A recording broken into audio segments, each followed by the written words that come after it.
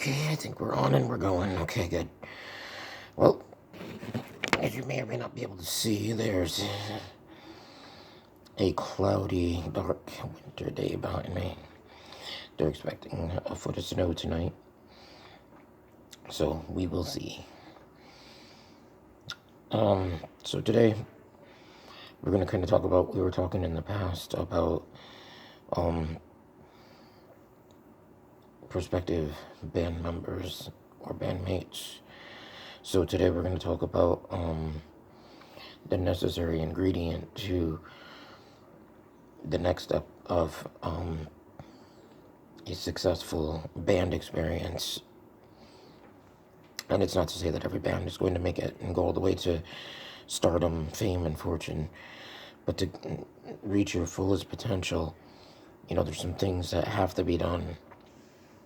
And you'll be surprised to find out what that one ingredient is, necessary ingredient to making it or breaking it as a band. I'm not sure why the light goes like that, but I will try to stay in good light here. Is that gonna help? I think it was better the other way. I don't know. So let's get started here. Yeah. Let's see here. So, when you think about what, again, we talked about success in the past, but if you're in a band, narrow it down to just that. In a band setting, what would you consider to be the most important thing? Some say, our sound. Some say our look. Some say that the gear that we have should make the statement for us. The amount of money that we put into the band or have to bring into the band. Looks, appearance. So yeah, these are things that go into somewhat of an image. But the one thing is that is absolutely essential is a good band practice. I'm going to say practice / rehearsal because I would combine those two. Some argue, and I'm going to bring you my experience and just things that I've heard in talking with other musicians and listening to other musicians. So I'll bring that to you. This isn't going to be an exhaustive video because it would take all day, and I've got 21 minutes to tell you all of that, which I have to tell you. And we are already 3 minutes in, so let's go. Yeah, so, okay, we got our bandmates, as we did in an earlier video. Now we have to organize what we're going to do. We should all be on an agreed upon path. Do we want to be a studio band? Do we want to do recordings? Or do we want to play gigs? And do we want to play a lot of gigs? Or just, occasional gigs? Or do we just want to be a jam band? We meet, get together every so often and jam. But I'm going with my experience, which is to be a gigging, live gigs, and studio. And you can apply this stuff to those. And so, we have to have agreed upon goals. That's number one. Okay? Then we meet in the band room, and you can determine. Some people say once a week is not enough. Some people say 4 hours a week is not enough. There's no rule to this. You'll know by the progress that you make. I'm going to touch on some of this too. The second thing is show up on time. Be prepared. And when you get there, have being prepared as putting the time in during the week. And I'll mention this again down as we go, but the first time I meet with somebody, whether I'm coming into somebody else's band or they're coming to mine, we will exchange like 5 songs. And they should be songs, that we can listen to and get pretty easily. And that way, when we get together, we can have our first jam session just to see how we do together. And we'll see too who's going to put the time and the work in. Now, I did see that sometimes, some say you should have a backlight or back set, and so I say that's not necessary. The general rule for me is, in my experience over the last 30 years, is practices are usually held at the drummer's house. He has the most gear. It takes him the longest to set up and tear down and tune up and get prepared and get everything just set. It's just easier for practice to be at the drummer's house, and then you can just grab your guitar, bass, microphone, whatever, and set up pretty quickly by coming to my house, if you play guitar or whatever. So there's that. Um, then, whoever the band leader is could be the leader for all things, or some have suggested getting a music director who kind of regulates practices. Um, Say we're playing a song, somebody messes up, the band leader or the music director could hold up his hand. Then we know everybody stops. Not, we feel like it or whatever, but everybody just stops. And we say, okay, listen, here's what I'm hearing. Let's work on this part. It's okay to make mistakes. Put that in here now, because you're going to make mistakes. We're not going to play perfectly. That's why we need rehearsal and practice. Breaks is the third thing. Number one, agreed upon goals. Number two, putting the personal time in during the week. Music director, showing up on time. And then number three would be breaks. Some people say no breaks. I actually heard one guy say that you go to the bathroom before and after. There is no breaks to go to the bathroom or get a drink during. No. I don't think that's good. I don't think that'll make for a peaceful situation. I would say yes, take breaks as needed, but work. Don't make it just, we talk, we show up, we talk for an hour, we drink. I don't drink, and I don't encourage it, but at any rate, drink for so much time, tell stories, and then get around to playing a little bit. No. But, take breaks when you need it. Let's see, what else do I have in here? Band meetings, this is a really cool thing. This is number 4. We've always had a band meeting, and bands that I've been in that had meetings during or either in the midpoint of practice, taking like 15 minutes or so, a half hour. And I put it at the end, but I'm gonna just throw it in here now. In my notes, I put it at the end, but I always had like coffee and donuts or whatever, or maybe I'd order a pizza or something. So I had something when my bandmates showed up, and we would sit around and talk. And the band leader might bring up some things and say, I'm thinking maybe we should do these songs or cut these songs. And then each member could say, hey, there's a club by my place who's always booking bands, and I'd like to suggest us. Would that be cool? Yes. Okay, we can say, and then we can share schedules and what's good for me, what's good for you. And then the band leader could say, because you should assign songs, and we're going to get into that too, but you get like 5, like I said, for the first time meeting, and then you add a few each week after that. So we'll get to all that too, but that would be a good time to bring that up, and then just check in with each other. Okay, number 5.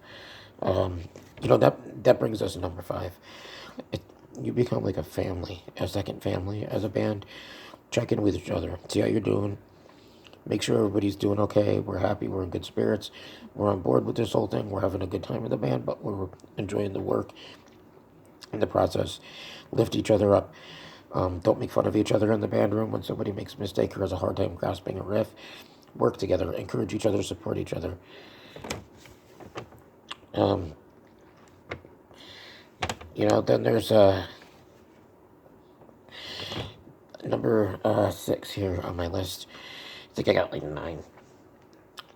Do we have opened or closed band practices? I've done both. What this means is open means you just let anybody show up and hang out at practice during practice. Closed is absolutely nobody but the band. I generally do something in the middle where I say, as long as it's not a distraction, wives and girlfriends can come. Kids, if necessary. Maybe a friend or two could come and check it out if they want to. So I'm in the middle of the two. I can see the benefits of both. Open, you can have people listen to you, but closed, you don't have everybody showing up. And A, being a distraction. B, if they can get your whole set during practice, why come to a show?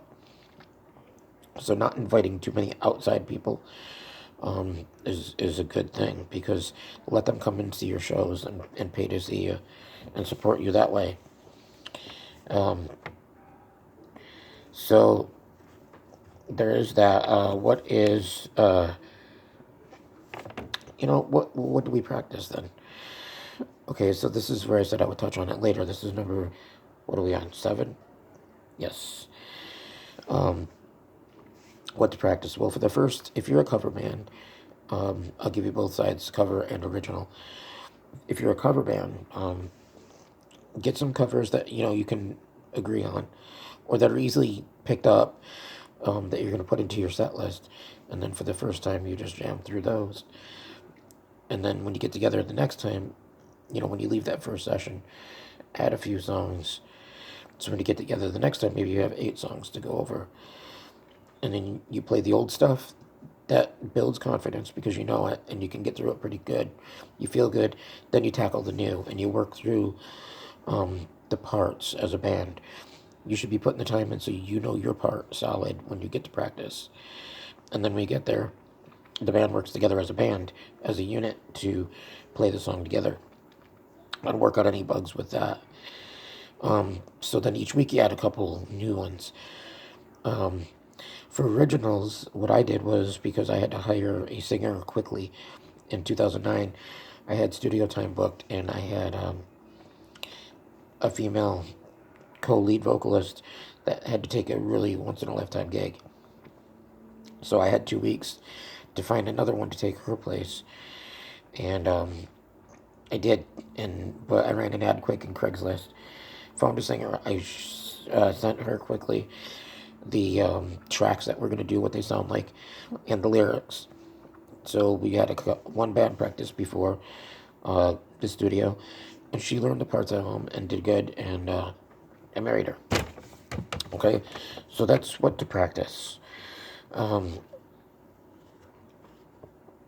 do we got now? Let's see here.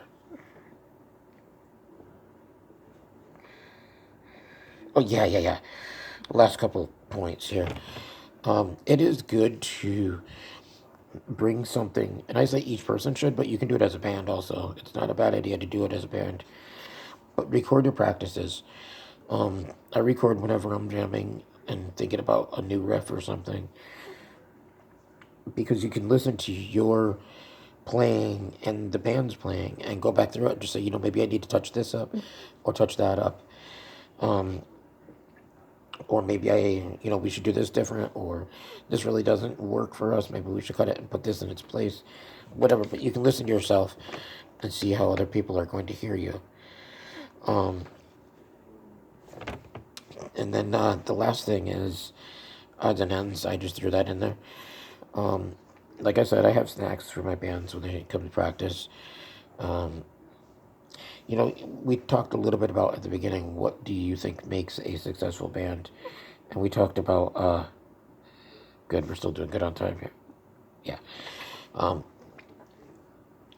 We talked about image a bit, and gear and stuff like that. These are things that we can do as a unit in like the band meetings.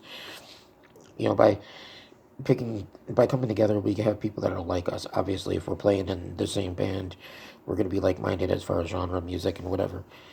We may go home and listen to rap, country, or whatever. Why you would want to, I don't know, but whatever. So, just making light.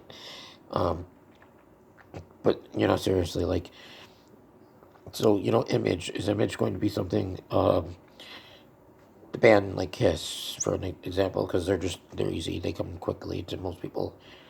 You know who they are probably. But they did their makeup, they did their costumes, and the pyrotechnics and the guitars that had smoke and fire and whatever else they added to their show. So you discuss what your image, what you want it to be, um, and then you guys kind of stick to that and work that out. So by the time you get to a show, you have like the extra things besides the music. You have interactions. You know, if there's parts of the show where you interact with another person in the band, like two people doing solos. You work that all out in practice. Lars and James Hetfield from Metallica, because James Hetfield plays all instruments, and they had a drum off, so they had two drum sets, and they worked that out beforehand. These are all things you work out, in the band meetings, and work it during practice too, but don't make that the focal point of a practice. Get the songs tight so you're ready when you go play out. Um, Other than that, there really isn't a lot, but the band rehearsal, band practice. I'll close with this because you're going to see argumentation on this. Some people say that practice and rehearsal are not the same. Um, Rehearsal is serious and you get down to brass tacks, where practice is that you just kind of muddle through things and learn together. There's an element of truth to that, but I use them interchangeably.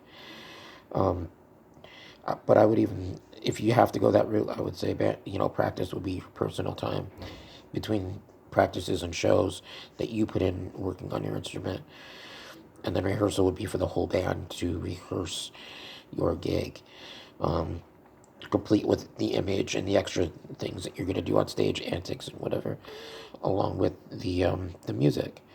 So, in an earlier video we talked about, finding prospective bandmates. This time we've got them, and now we're coming together to do something, to accomplish something. And the necessary ingredient to doing this is the band rehearsal. Everything happens there. During the break, the band meeting, you discuss songs to do, your image, where you want to go. You get gigs for each other. You suggest things. You work those things out. You go in the band room and you practice and you play and you polish the songs as a band. And really, I mean, doing that and everything happening within that context, when you get to your gigs, you're gonna be so ready, and that will drive the band even farther. Because a band that's not prepared, you can tell usually when they show up to a show, and they're just working through it. They just don't care. It's just mistakes all over the place, and I don't know. But the better you sound, the farther you'll go. The more gigs you're gonna get, the more um, recognition you're gonna get, and people are gonna pay attention. So that is the necessary ingredient. A good weekly band practice.